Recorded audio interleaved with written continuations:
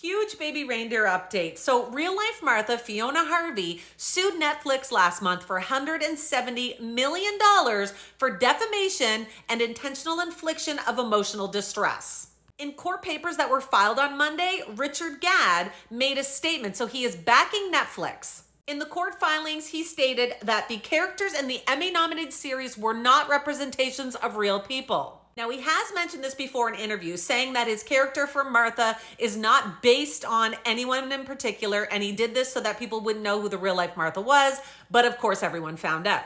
Now, the show states this is a true story, but there is a tagline at the end in the credits that says, "This program is based on real events. However, certain characters, names, incidents, locations, and dialogue have been fictionalized for dramatic purposes."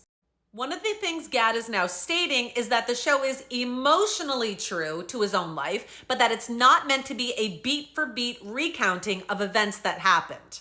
He went on to say that both Martha and Donnie were intentionally portrayed with fictionalized names, dialogue, and scenes, as well as some imagined personality traits that he used as dramatic effects as well in this part. And he emphasized that he never intended the show to enable viewers to be able to identify anyone. In his declaration, he clarified what actually was true from the show. He said he was in fact stalked and harassed by Harvey, aka real life Martha, from 2014 to 2017 after he met her at 2014 at the bar. He says she came in, she looked stressed, and he offered her a cup of free tea. He claims after this happened, she would visit frequently, making rude jokes, sexualizing things, talking with him and other customers as well as other staff members.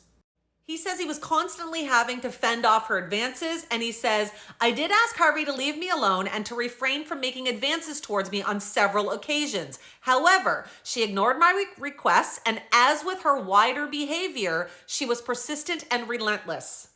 He says things escalated in 2015 with her getting hostile, even shoving him in the back of the neck. He says that yes, she did indeed send him thousands of emails, hundreds of voicemails, and a number of handwritten letters, and he attached examples of that as well.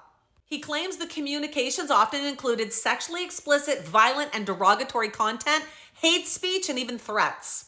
He said he then had to obtain a first instance harassment warning for her. He said at that time the emails and things stopped, but the behavior necessarily didn't. Netflix didn't just have Richard Gadd submit a declaration. They also got Craig Seymour, who was the general manager of the bar at the time, because he claims that he witnessed Harvey stalking and harassing Gadd.